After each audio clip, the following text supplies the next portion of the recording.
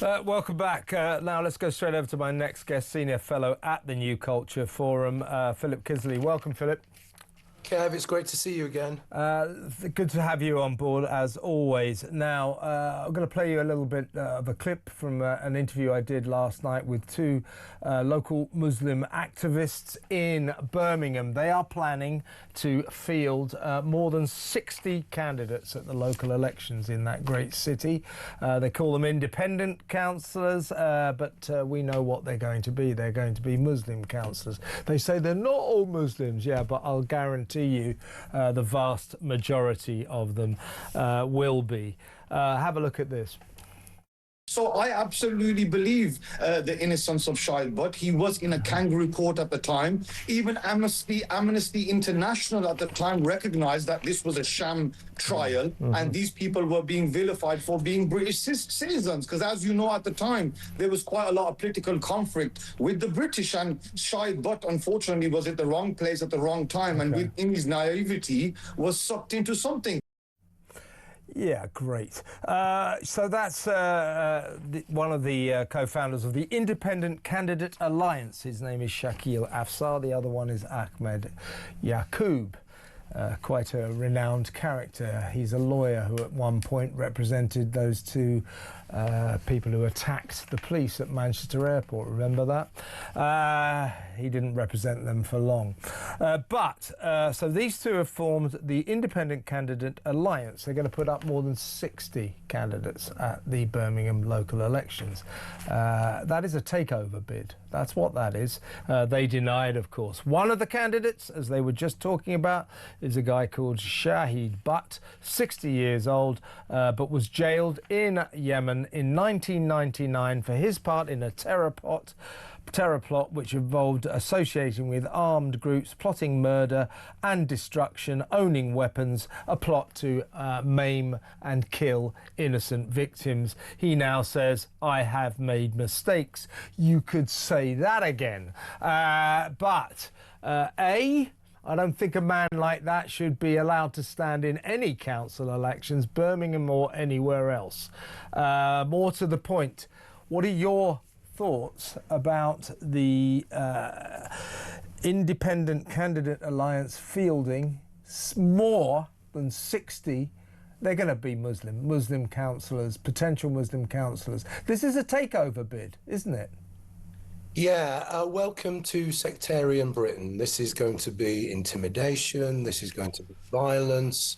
This is going to be Islamism. We're talking, just as they were talking before, two massive red flags there. First, Amnesty International, which has no credibility whatsoever. This is an anti-Semitic organisation and hasn't had any credibility for decades.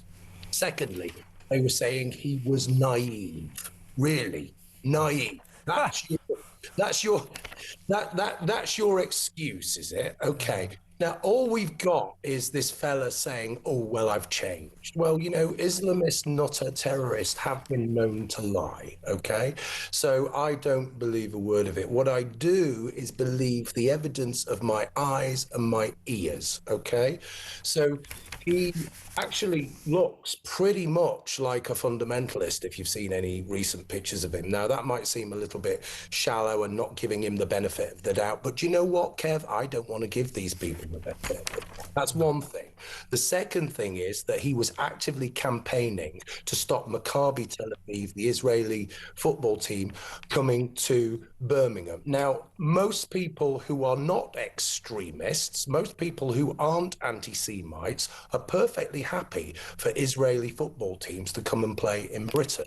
So again, more red flags. But what we're seeing, you've just summed it up, actually. It is a takeover and it's frightening. So we need to think about what we're going to do about this. How are we going to meet this? We cannot have religious, fundamentalist, extremist very aggressive. You only needed to look at the way those guys were talking there. This is hegemonic. This is power. This is takeover. This is frightening. It's already there. The problem is, our problem is, as a society, that the ground is fertile, okay? The systems are in place for this to take over, because this has been happening for years and years and years in Birmingham. I was on the Political Asylum last night, and I was talking about Manchester. I know that show. Sometimes you're on it, and sometimes I'm on. Yeah, go on. I was saying yesterday, last night, that this is Last Chance Saloon in Manchester with Reform and Matt Goodwin, okay? Because if Reform don't take Gorton and they don't show that there is some hope that we can think about British politics and British concerns, not Gaza and not intimidation, then Manchester actually will fall, because it's riven with identity politics and Islamism. Well, Birmingham is way ahead of that. Yeah, well, Shakil Afsar in particular, you know, he was wailing about, you know, his hatred of Zionists. He was saying, or both of them were saying, that they were four square behind the banning of Jewish football fans from Aston Villa, the Maccabi Tel Aviv supporters. Craig Guilford, that apologist, that craven little man, that police chief who bowed and scraped and did exactly what the Islamist extremists in Birmingham told him to do. They were right behind him. They said he's been terribly mistreated. He'd made very wise decisions. They both thought that Jewish sporting fans, Jewish sporting teams should not be allowed anywhere to compete anywhere in the world. These are the kind of people we are talking about, and they want to take over Birmingham. Birmingham's already in trouble in that respect. Things are going to get worse unless something happens there. While I've got you, Philip, today, well, what is another problem we've got? Asylum seeker crime. Today, asylum seeker Deng Majek has been sentenced to a minimum term of 29 years in prison for murdering hotel worker Rhiannon Whyte. This story haunts me. Nice local girl up there in Walsall, got a job in the asylum seeker hotel behind the counter at reception, became friendly with many of them, was walking home one night, 23rd of October 2024.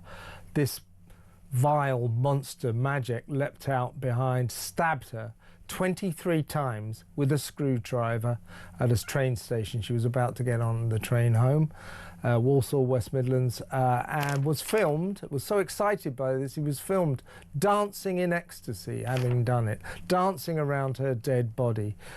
He's been sentenced for a minimum of 29 years. I don't know why they don't throw away the key. He's a Sudanese national who arrived in the UK on a small boat less than 3 months before the attack. He was living at that asylum seeker hotel.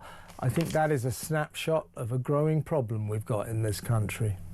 Yeah, that's a snapshot of 21st century, 2026 Britain. I mean, I've just been reading the family impact statements on this case, and like you, I'm haunted by it. I really am. I'm haunted by the fact that her sister had to tell her 5-year-old son that he's never going to see his mother, and he screamed. Why is this, Kev? This is because some random psychopathic lunatic washes up on our shores. We don't do anything about it, and he goes on a killing spree. Well, he manages to get one person, stabs her God knows how many times with a 23 with a screwdriver.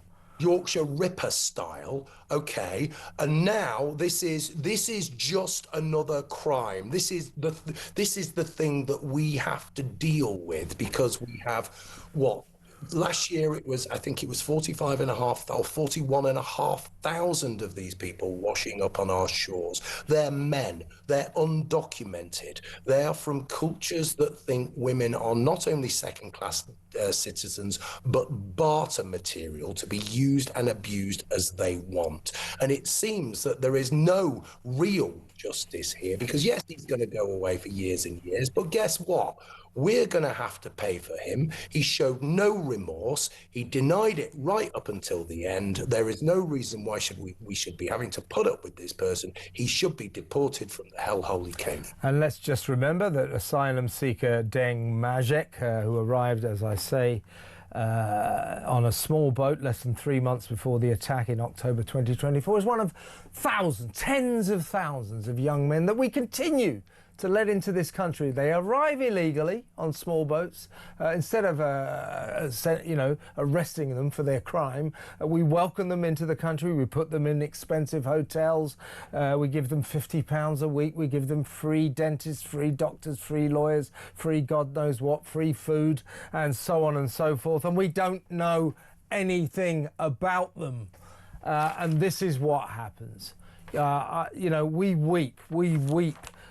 For poor Rhiannon Whyte. We weep for her 5-year-old son. We weep for her family, and we weep for what our country has become. What on earth do we think we're doing? I don't know about you, Philip. I just about had enough of this. Yeah, it just feels as though, I feel as though I'm at the end of my tether with it all. It feels as though we're lurching towards some kind of crisis. I say this all the time. We're being gaslighted by a government that it feels like it's occupying us. It isn't working for us. It's working against us. It feels like, you can broaden it. It feels like we're a laughing stock on the world stage as well. We've got this idiot going to China and saying, look, you can go to one of the most brutal places in the world on holiday and you don't need a visa now. Yeah. It's all of that stuff. It feels like everything is crashing in. It feels like we're, the general election, I don't want to project too far into the future, but it feels as though the general election in a couple of 2-3 years time, whatever it is going to be so important to us on so many levels. And as I keep saying, it isn't just political. It isn't just the parties we have to change. We have to change the mechanisms that hold us back. We have to change the ECHR. We have to change the civil service. We have to change the blob. All of these things we have to deal with. Sometimes if you think about it in this way, I don't know about you, Kevin, if you think about it in this way, I get close to despair. Yeah, I think I'm right on the edge. I think we have a nation close to despair. We've had enough of this. We shouldn't have to live like this. And I want to stress, I have no problem with 4 million Muslims living in this country. I like the idea of multiculturalism, but what we've got is a form of isolationism. Too many of these communities are folding in on themselves. And what we've got going on in Birmingham, let's not beat about the bush, is some kind of weird Islamic takeover bid. It's as simple as that. Philip, great to talk to you as always. Philip Kiszely, their senior fellow at the New Culture Forum. Let me